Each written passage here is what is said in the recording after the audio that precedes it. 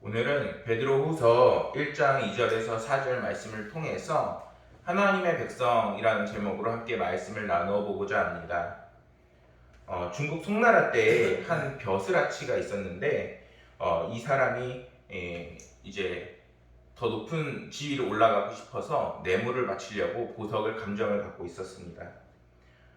그 벼슬 감정을 해서 그때의 재상이었던 자한이라는 사람한테 청탁을 하려고 했는데 당시 송나라 명재상이었던 이 자한은 태평성대를 펼치게 할 만큼 그 정치를 잘했다고 합니다. 다음날 그가 옥을 가지고 가서 자한에게 이렇게 말했습니다. 이것은 정말 귀한 옥입니다. 지금까지 제가 소중하게 보관해 왔지만 이제는 당신께 바치고자 합니다. 그러자 평소처럼 청렴함을 강조했던 자아는 이를 거절하면서 이렇게 얘기를 했다고 합니다. 당신은 이 옥을 보배로 여기고 있지만 나는 탐내지 않는 마음을 보배로 여기고 있습니다. 내가 이 옥을 받으면 우리 둘 다 보배를 잃어버리는 것이 되지 않겠습니까? 그러니 가져가세요. 이렇게 얘기를 합니다.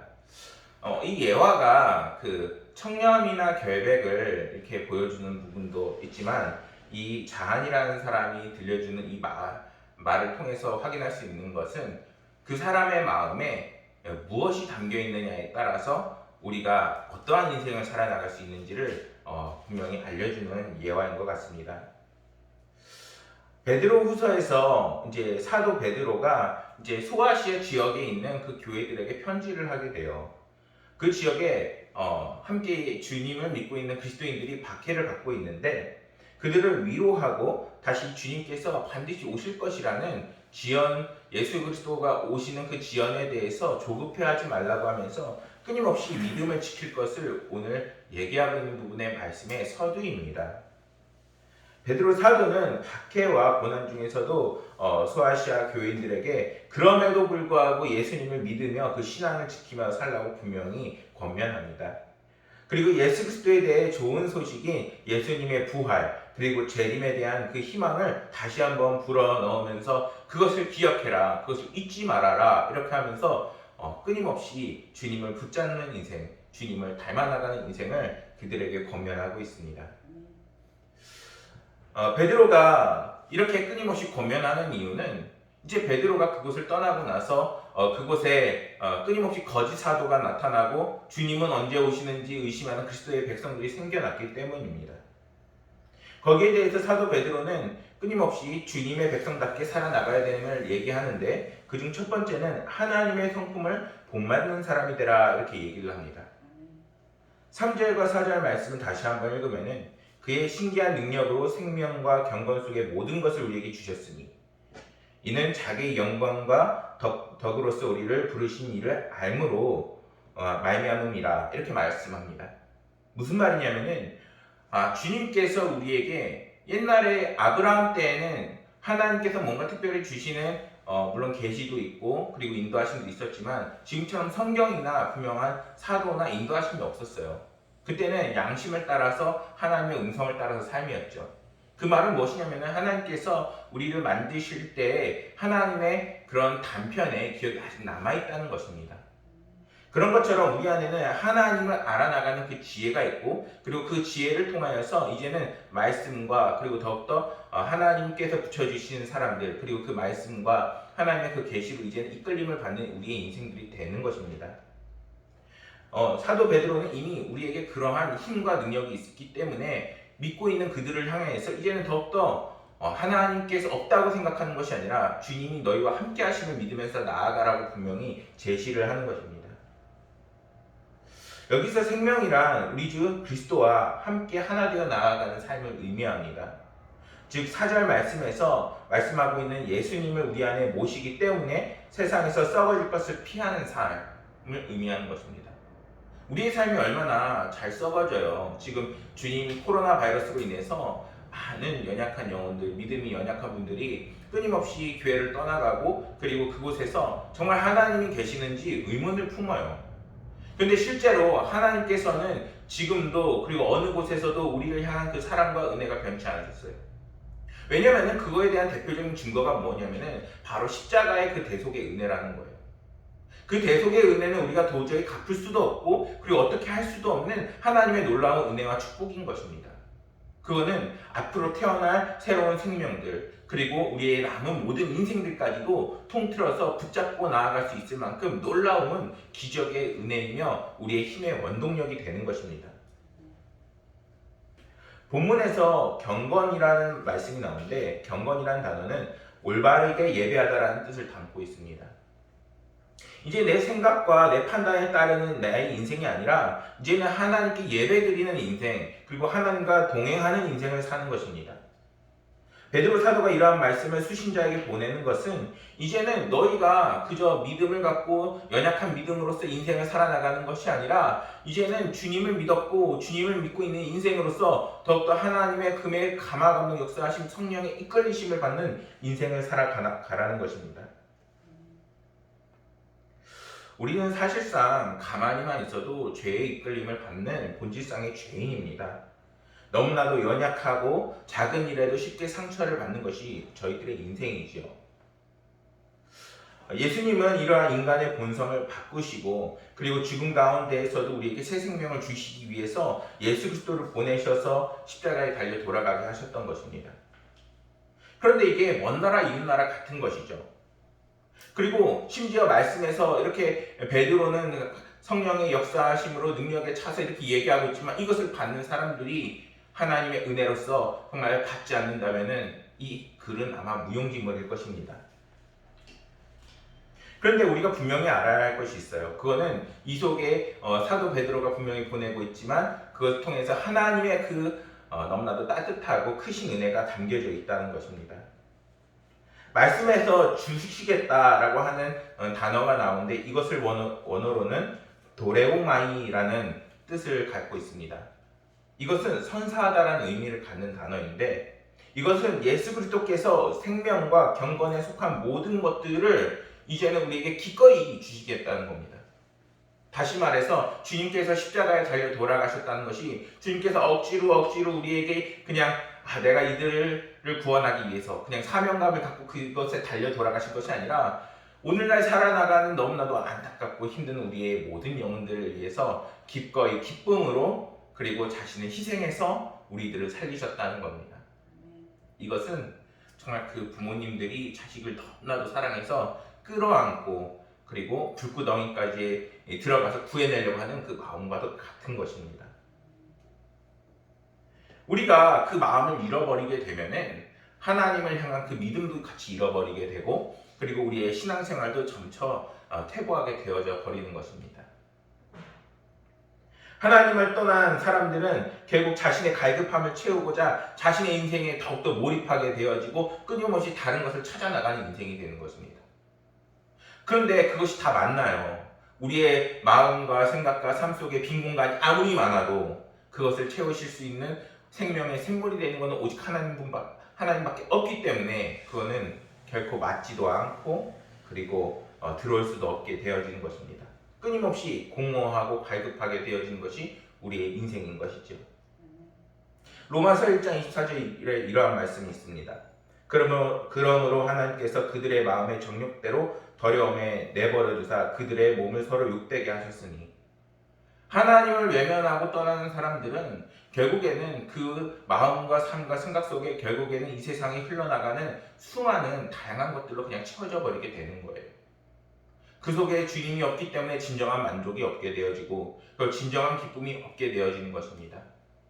이러한 상태를 예측하게 된 사도 바울은 이제 소아시아에 있는 교인들을 향하여서 이제는 더욱더 주님을 닮아나가는 삶, 주님을 채워나가는 삶, 그리고 주님을 닮아나가는 성화의 삶을 살라고 이야기하는 것입니다.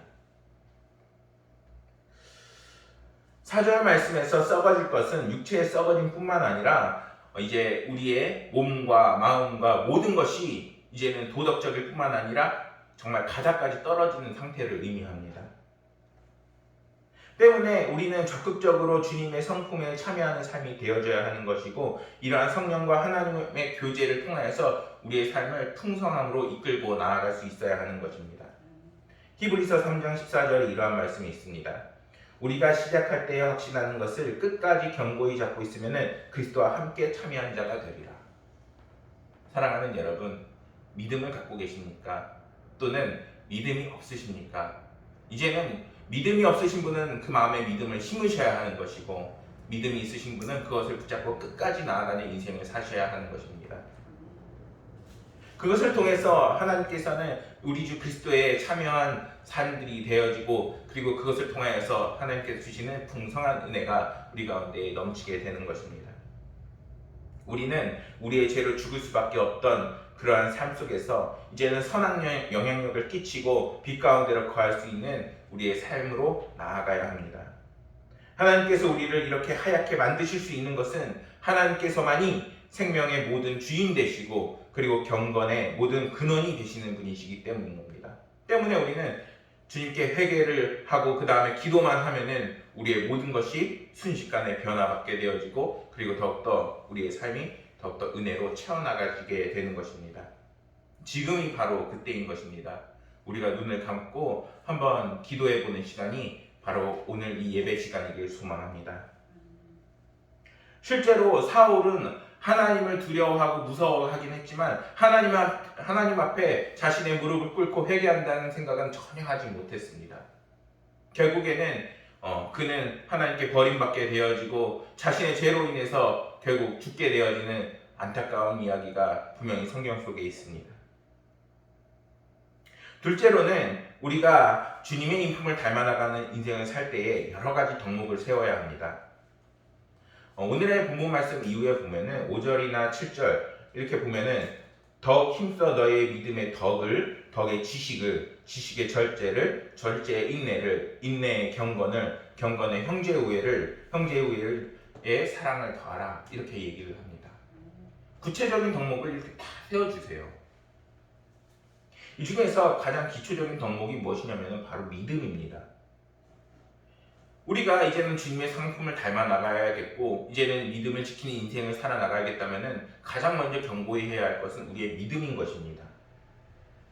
에베소서 2장 8절에 보면은 너희는 그 은혜에 의하여 믿음으로 말미암아 구원을 받았으니 이것은 너희에게서 난 것이요 하나님의 선물이라, 이렇게 얘기합니다. 그리스도인은 믿음을 통해 구원을 얻어지게 되어진다 분명히 말씀합니다. 그런데 오늘날 과학이 발달해서일까요? 또한 우리가 좀 더 지식이 있어서일까요? 조금만 우리가 잘 나가게 되면은 하나님의 그 놀라운 이러한 은혜의 말씀과 그리고 주님께서 주신 이미 약속의 말씀을 너무 저버리기 쉬운 시대인 것 같아요. 그런데 우리가 분명히 알아야 될 것은 과연 내가 지식이 있다 하여, 그리고 내가 잘 나가고 모든 것을 안다 하여 과연 그 지식을 하나님만큼 알고 있을까요? 하나님께서는 정말 전지전능한 분이시며 우리의 모든 것을 창조하신 분이심을 우리가 잊지 말아야 되겠습니다. 덕은 이제 도덕적인 탁월성을 의미합니다. 이것은 주님을 더욱더 닮아 나가는 삶을 살 때 하나님께서는 이 세상에서 말하는 윤리나 그 덕의 그 이상의 사랑과 그리고 긍휼을 분명히 베푸십니다. 우리는 그러한 하나님의 은혜를 실천할 수 있고 따라나가는 인생이 될 때에 반드시 이 사회나 그리고 각 곳곳에서 더 크신 기쁨과 은혜에 넘치는 세상이 되어지는 건 아니겠습니까? 지식은 하나님을 아는 지식을 의미합니다. 덕스러운 생활에 필요한 하나님의 뜻과 그 목적에 대해서 우리가 분명히 분별할 수 있어야 하는데, 구체적인 삶 속에서 하나하나 하나님께서 지혜를 주시고 그리고 하나님을 깨닫는 지혜를 분명히 더해 주십니다. 세상의 지식은 얼마든지 우리가 공부를 통해서, 다른 무언가 유튜브를 통해서, 다른 무언가를 통해서 방법을 찾아서 분명히 알아나갈 수 있어요. 그런데 우리가 하나님의 세계, 영적인 세계는 하나님을 믿고 그리고 하나님을 따라가는 그 인생이 아니고서는 결코 깨달을 수가 없는 것입니다. 우리가 아무리 지식을 많이 안다 하여서 우리가 하나님을 다 알 수 없듯이, 우리가 하나님을 알아나가기 위해서는 이제는 주님을 향하여 주님을 깨닫는 지혜가 있게 해달라고 분명히 우리가 의지해야 하는 것입니다. 그것을 통해서 우리가 반드시 세상의 수많은 그 길들 중에 하나님께서 인도하시는 그 길로 분별해서 나아갈 수 있게 되어지는 것입니다. 성경에서는 인내를 이야기합니다. 성경이 말하는 인내는 하나님의 약속에 굳게 믿는 그 신앙을 의미합니다. 이것은 믿음을 통해서 계속해서 지속적으로 우리의 삶을 계속 굳건하게 그 시련을 저항하는 능력이 되어지게 되는 것입니다. 우리는 이러한 경건과 인내를 통하여서 이제는 하나님의 사람으로 더욱더 견고히 서 나가는 인생을 살아나가야 하는 것입니다. 사실 얼마 전에 그런 걸 겪었어요. 뭐냐면은 제가 이제 길을 가고 있는데 어떤 사람이 탁 침을 뱉는 거예요. 근데 탁 침을 뱉는데 그 사람의 나이가 아무리 봐도 이제 저희 아버지 뻘 또는 이렇게 나이 많으신 분이세요. 근데 거기서 멈추면 다행이었죠. 그런데 이제는 막 욕을 하기 시작한 거예요. 물론 그분이 이제 세상에 억울한 것이 많고 그리고 또한 속상한 것이 많은 것 같아 보였어요. 그런데 분명한 것은 우리가 시간을 따라 그리고 언젠가 우리의 마지막을 갈 때에 우리가 하나님 앞에 섰을 때의 나의 모습이 정말 어떠한 모습일지는 정말 너무나도 중요합니다. 그럴 때 우리는 우리의 삶이 더욱더 주님을 닮아나가는 삶, 그리고 하나님께 인내되어지고 그리고 경건하신 주님을 닮아나가는 삶을 살았는지 분명히 점검해 볼 수 있어야 합니다. 우리는 너무나도 연약하기 때문에 삶이 무너지기도 쉽고 그리고 하나님 앞에 나아가기 너무나도 어려운 때가 종종 있기 때문입니다. 마지막으로 형제의 우애에 사랑을 더하라 합니다. 이 사랑은 단순히 우리가 형제를 사랑하고 또는 이웃을 사랑하는 거기에서 멈추는 것이 아니라 주님이 우리를 사랑하고 십자가에 달려 돌아가셨듯이 주님께서 그 사랑의 그 핏값을 내시면서까지 우리를 구원하셨던 그 놀라우신 그 사랑까지도 보여주시는 그 희생과 그리고 사랑의 뜻을 따라가라는 것입니다. 사랑하는 여러분, 우리가 이런 덕을 다 채울 수는 없지만 분명히 하나님께서 이끄시는 그 삶을 따라갈 때에 하나하나 우리의 삶에 열매를 맺는 삶이 될 것을 분명히 믿습니다. 우리가 왜 이런 삶을 살아가야 할까요? 미국의 한 인기 있는 오프라 윈프리 쇼 마지막 회에서 초대된 손님이 바로 오프라 윈프리 자신이었던 프로그램이 있습니다. 스스로 그때 그녀가 이렇게 얘기했습니다. 스스로 삶의 책임을 지세요. 당신의 인생을 대신 살아줄 수 있는 사람은 아무도 없습니다. 이렇게 분명히 이야기를 했다고 합니다. 사실 이 사람의 이야기는 굉장히 유명합니다. 그는 사생아로 태어나서 14세 때 미혼마가 되었고 자신이 낳은 아이가 2주 후에 죽게 되는 너무나도 안타까운 삶을 살았죠. 하지만 그는 과거의 상처나 고통에 갇혀있지 않고 그리고 그렇지 않게 하는 그 비결을 우리에게 분명히 알려주었습니다. 그는 종종 방송에서 진행하면서 자동차 같은 깜짝 선물을 주기도 했다고 했는데 이날은 사람들에게 마지막 프로그램을 전하면서 이렇게 얘기를 했습니다. 여러분은 오늘 차를 얻거나 치료를 받을 수는 없지만 대신 내 삶을 지탱할 수 있게 도와준 그 교훈을 드리고 싶습니다. 그리고 그것을 바로 신실한 기독교인이자 오프라 윈프리가 제시하는 하나님께서 모든 사람들을 부르셨다는 그러한 소명의 그러한 키워드를 제시하게 되어집니다. 그녀는 사람들에게 더 이상 이제는 시간 낭비를 하지 말고 스스로에게 주어진 삶을 끌어안고 그리고 그 세상을 이제는 섬기는 삶을 살라고 분명히 이야기합니다.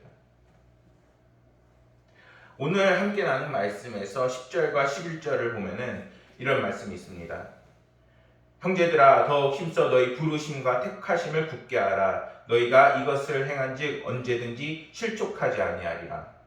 이같이 하면 우리 주 곧 구주 예수 그리스도의 영원한 나라에 들어감을 넉넉히 너에게 주시리라. 각 덕을 세우고 그리고 이제는 주님께서 부르심을 택하심을 분명히 굳게 할 때에 하나님께서는 우리에게 풍성한 그 은혜로서 천국에 드러나가게 하시고 그리고 이제 우리의 삶도 모든 것을 뼛속까지 다 변화시키는 것을 분명히 볼 수 있습니다. 사랑하는 여러분, 지금 고난을 겪고 있나요?